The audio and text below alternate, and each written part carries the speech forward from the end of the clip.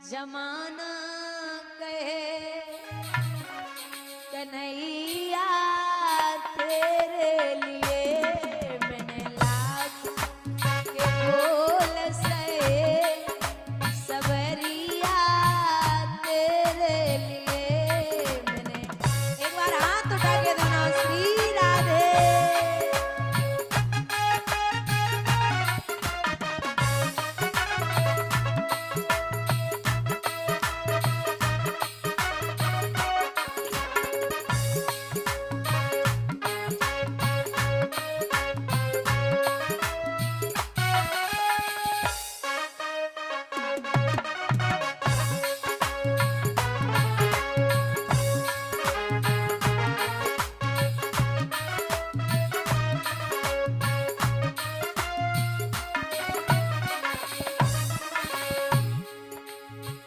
मन में बसे हो मुरली मनोहर,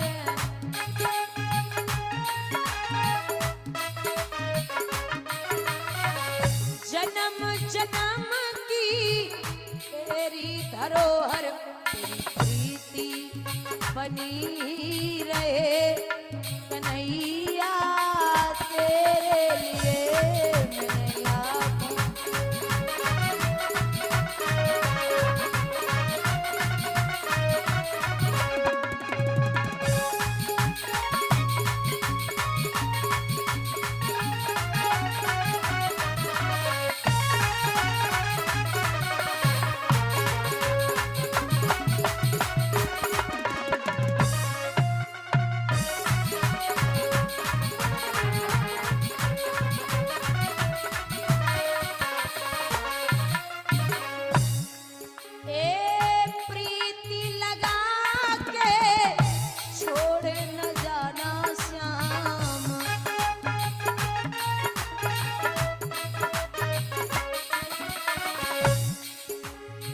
जाते हो अपनाना को जल्दी से आना श्याम,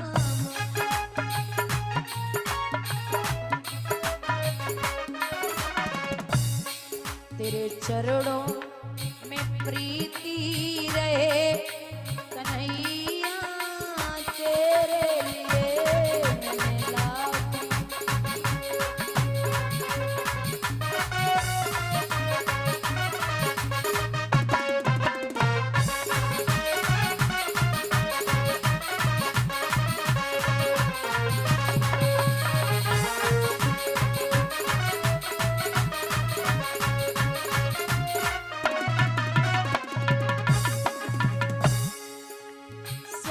रंग में रंगी चुनरिया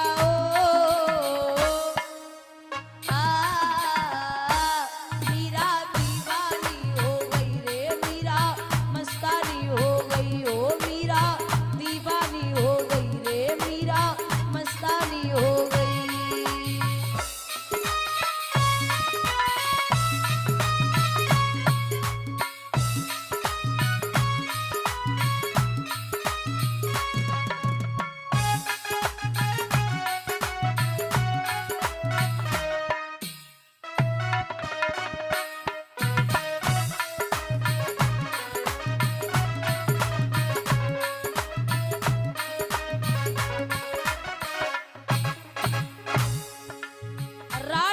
राजधानी छोड़ी लोक लाज सब छोड़ी, रंग के श्याम के रंग में चूनर मीरा जी ने ओढ़ी, लोक लाज की नहीं खबरिया मीरा दीवानी हो गई रे, मीरा मस्तानी हो गई हो, मीरा दीवानी हो गई रे, मीरा मस्तानी हो गई।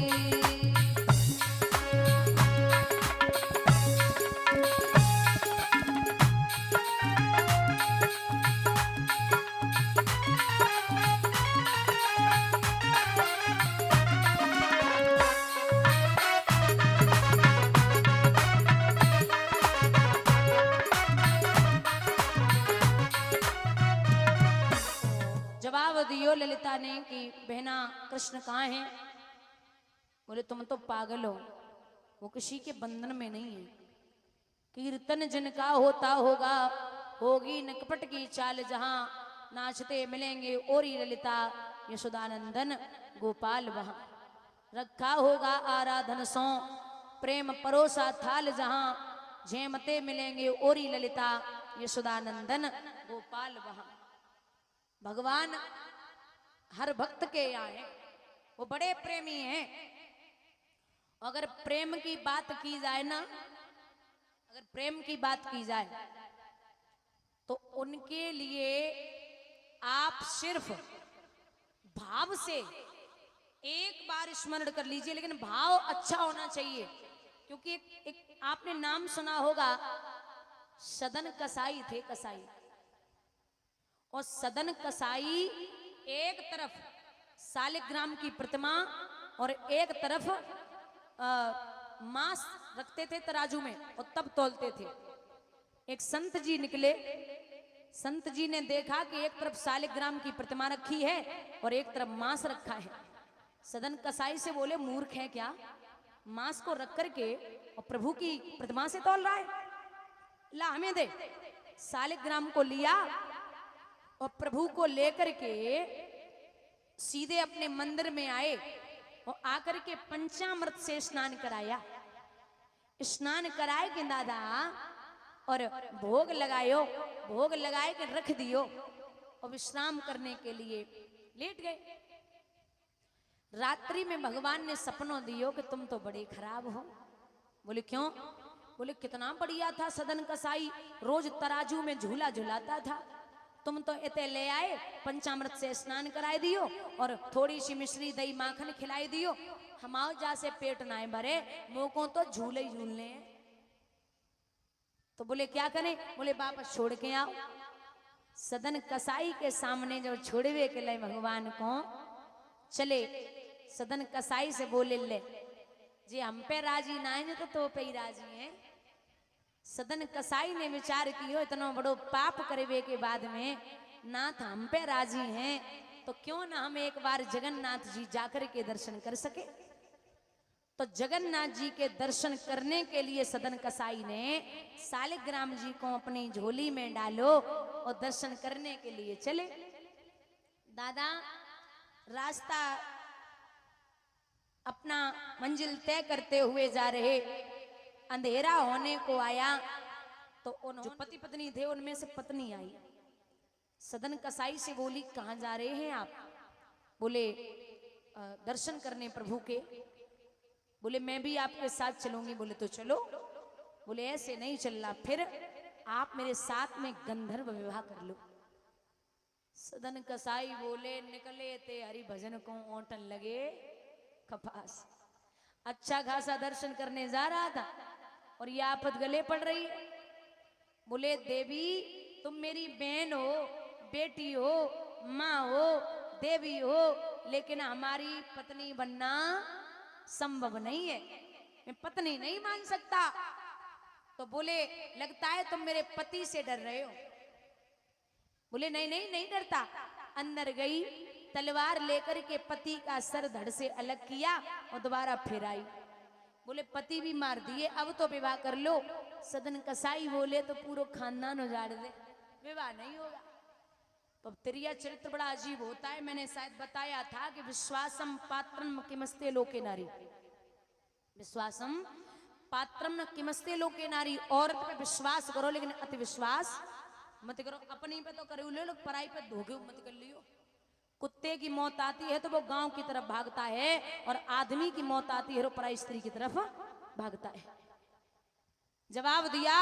सुबह ही सुबह राजा के दरबार में पहुंची। महाराज गजब हो गया। बोले क्या हो गया?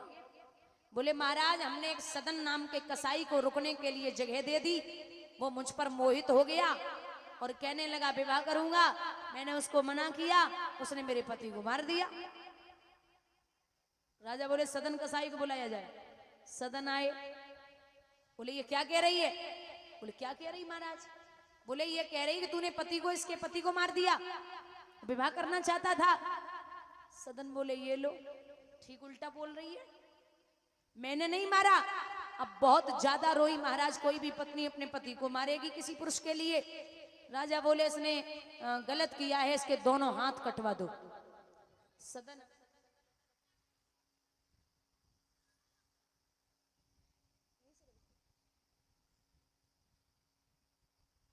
सदन कसाई के दोनों हाथ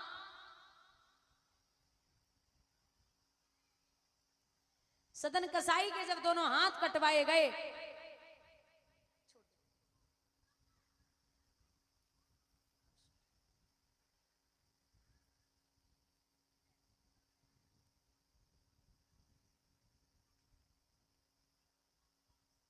तो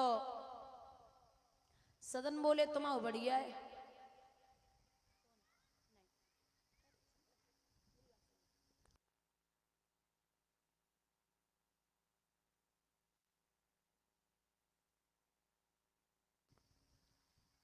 बंधुओं, यहां सदन कसाई ने जवाब दियो कि आपके दर्शन करने के लिए आ रहा था और हाथ भी कटवा दिए।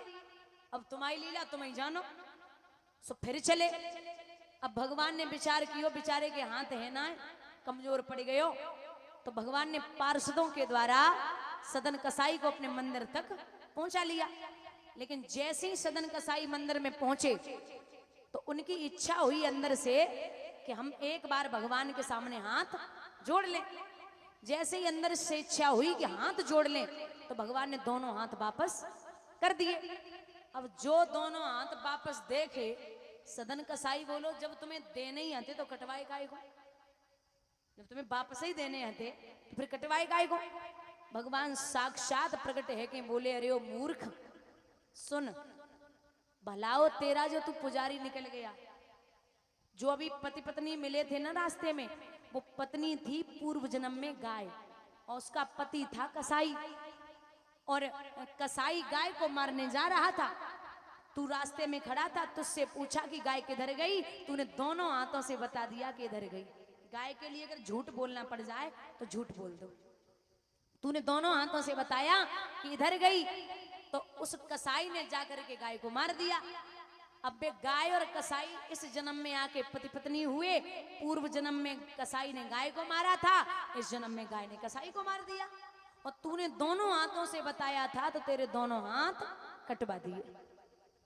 बोले वापस क्यों किए? जवाब दिया कि तू बीच में आके भक्त बन गया मेरा और हमारे दर्शन करवे के लिए आयो, तो हमने तेरे दोनों हाथ वापस कर दिए। बोलिए गोविंद भगवान की। अब आप सोचिए कि जब जरा सी भक्ति पर कसाई पे प्रभु राजी हो सकते हैं, तो आपका भाव अगर अच्छा हो, आप अगर मन से स्मरण कर सकें, तो भगवान क्यों राजी नहीं हो सकते? देखो, पीतल की मूर्ति को अगर आप पीतल समझ के पूजोगे तो आप जिंदगी में कभी भी कुछ पाने वाले नहीं हो। लोग कह देते ऐसा क्या है, मतलब कुछ नास्तिक व्यक्ति होते मूर्ख, वो भगवान को मानते ही नहीं। बोले कुछ कोई और ही कर रहा है, ये कुछ देखो इनकी एक भ्रकुटी टेढ़ी हो जाए ना तो हम सांस लेने के लिए तबाह हो जाएंगे।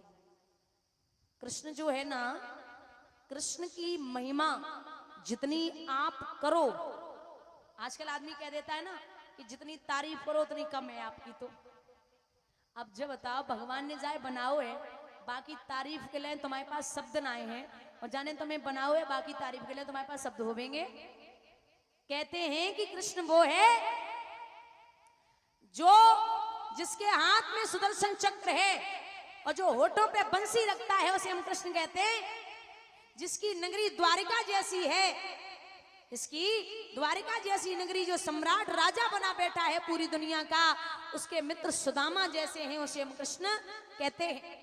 और जिसकी एक भ्रकुटी से ब्रह्मांड हिल जाए, जिसकी एक भ्रकुटी टेढ़ी होने से ब्रह्मांड हिल जाए और वो शिशुपाल की 100 गालियां सुनने के बाद चुप है, उसे हम कृष्ण कहते हैं। जिसके आगे 56 प्रकार के भोग फीके लगते हों और वो सबरी के बेर खाने के लिए राजी हो जाए, सुदामा के तंदुल खाने के लिए राजी हो जाए, उसे हम कृष्ण कहते हैं।